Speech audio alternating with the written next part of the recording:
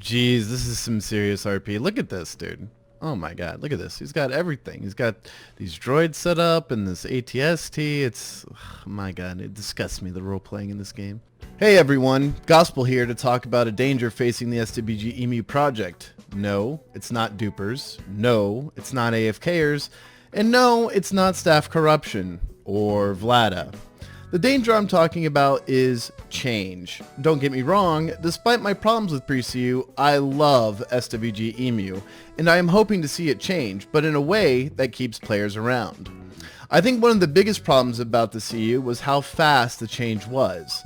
It felt like a whole new game, a game I believe to be superior to its previous iteration, but that sudden change did not reside well in a good portion of the player base.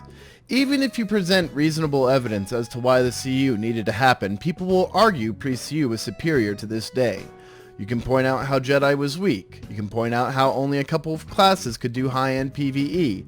How the only group content was essentially worthless and completely unnecessary. You can point out how PvP pigeonholed people into very specific templates, and a good portion of the combat classes were not viable. How broken the ham system was, armor being overpowered, and so on and so forth. None of this changes their mind, at least not in my experience. So what happens when SWGemu reaches 1.0? What sort of changes are they going to make, and who is going to decide them? We don't know the answers to this yet, and that's why I think there's a risk of SWGemu essentially committing seppuku. Players have come to know they can solo just about anything in the game. So what happens if they add meaningful group content? Are solo players going to quit, or are they just going to suck it up and find a group to play with? What if changes are made to ham, armor, and buffs, so that mobs that are currently soloable can no longer be soloed? Will this upset the player base, or unite them? Furthermore, how will changes be decided, and who will decide them? I remember having a conversation earlier this year with Mobius1, Skirby, and a few others in the SWGemu Discord about this. Skirby was fishing for ideas about how to handle this issue. Since that conversation, I have been doing a lot of thinking about how this can be handled and the potential issues with each solution.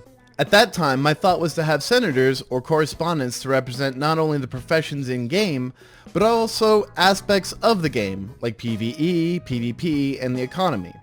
These representatives would be picked by the developers based on an application process that gives the best impression that they, 1, know the role they are representing, and 2, have a love for the game and want to see it thrive.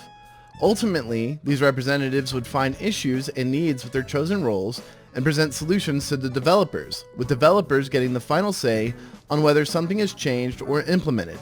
This process is wholly formed on my experiences with current devs and staff and my belief that they know what is good for the game. If no major staff changes are made between now and 1.0, I can see this working out pretty well. The argument I could see against this is the same type of argument that's made against monarchies.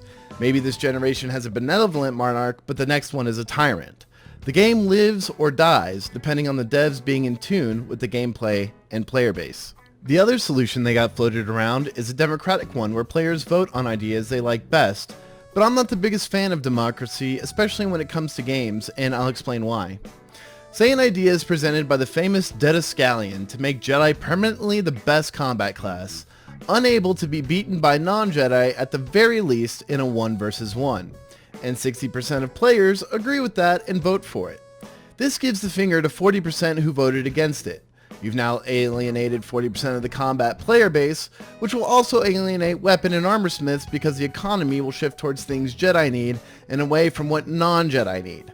Now, that isn't the most ridiculous proposal ever if there are proper limitations put in place, but it would all need some sort of system to decide if it gets implemented or not.